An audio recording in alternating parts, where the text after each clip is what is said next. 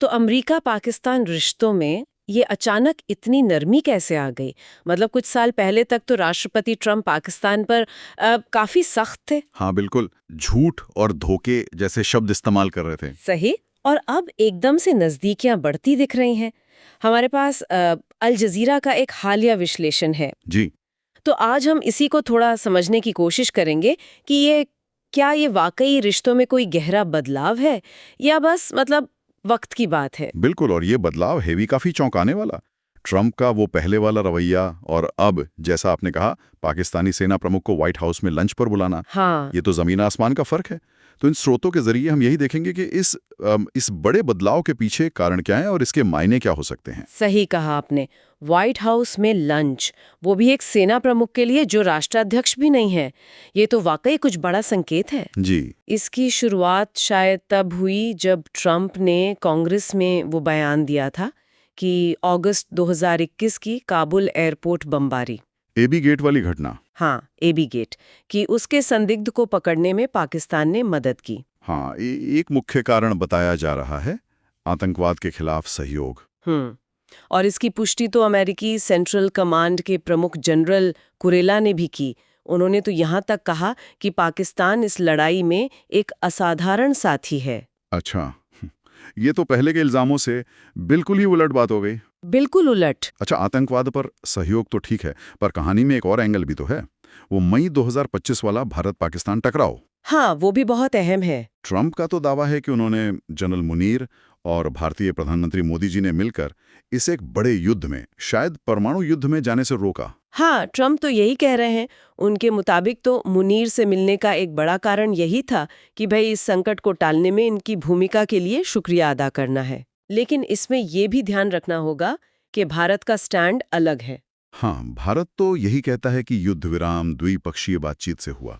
इसमें अमेरिका की कोई सीधी मध्यस्थता दी थी। सही। पर फिर भी कुछ जानकार मानते हैं कि शायद उस टकराव के दौरान पाकिस्तान की जो सैन्य तैयारी थी उसने ट्रंप को प्रभावित किया हो।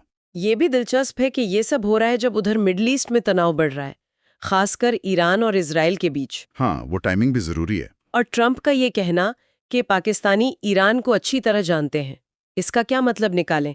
क्या अमेरिका ईरान के मामले में पाकिस्तान की कोई भूमिका देख रहा है? देखिए, ये एक अहम पहलू हो सकता है। ईरान के साथ पाकिस्तान के रिश्ते हमेशा से मतलब जटिल रहे हैं, तो हो सकता है अमेरिका इसे अपने किसी फायदे के लिए इस्तेमाल करना चाहता हो। लेकिन सवाल फिर वही आता है, क्या ये सब टिकेगा?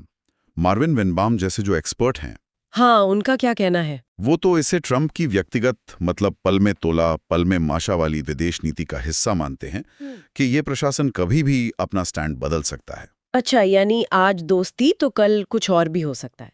पर दूसरी तरफ रजा रूमी जैसे लोग भी हैं। जी, रजा रूमी वो मानते हैं कि भले ही ये रिश्ता शायद परमानेंट ना हो, लेकिन मुनीर का व्हाइट हाउस जाना ये दिखाता है कि फिलहाल पाकिस्तान वॉशिंगटन के लिए अहम तो है।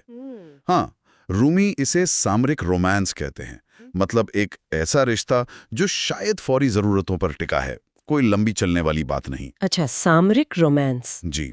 और ये भी सुनने में आया है कि पाकिस्तान ने अमेरिका को कुछ आर्थिक प्रस्ताव भी दिए हैं, जैसे दुर्लभ खनिज और क्रिप्टो में निवेश के।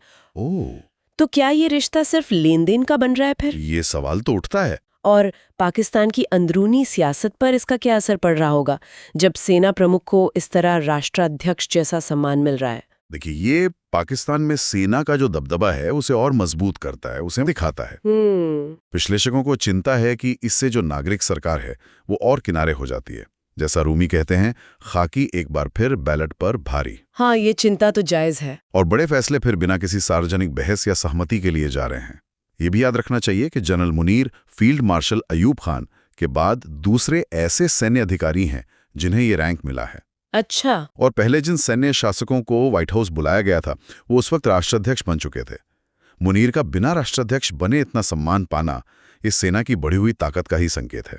तो कुल मिलाकर इन स्रोतों से जो तस्वीर बन रही है वो ये है कि अमेरिका पाकिस्तान संबंध एक बिल्कुल ही अप्रत्याशित मोड़ पर है, जहां पर्सनल डिप्लोमेसी, क्षेत्रीय मजबूरियां और फौजी जरूरतें ये सब मिलकर इसे चला रही हैं। बिल्कुल, ये एक काफी मतलब उलझी हुई तस्वीर है जिसमें ऐसा लग रहा है कि तात्कालिक ज़रूरतें शायद लंबी अवधि के जो संस्थागत रिश्ते होते हैं उन पर हावी हो रही हैं। अब देखना ये होगा कि ये जो सामरिक रोमांस है ये कितना लंबा चलता है, खासकर तब जब ये किसी सोची समझी पॉलिसी से ज़्यादा एक व्यक्ति की पहल लग रहा है। और श्रोताओं के लिए एक सवाल छोड़ जाते हैं, क्या किसी भी देश के साथ रिश्तों की बुनियाद सिर्फ सुरक्षा और फौरी सैन्य ज़रूरतें ही होनी चाहिए, या फिर लंबी अवधि की स्थिरता के लिए एक मजबूत व्यापक संस्थागत जुड़ाव ज़्यादा अहमियत रखता है?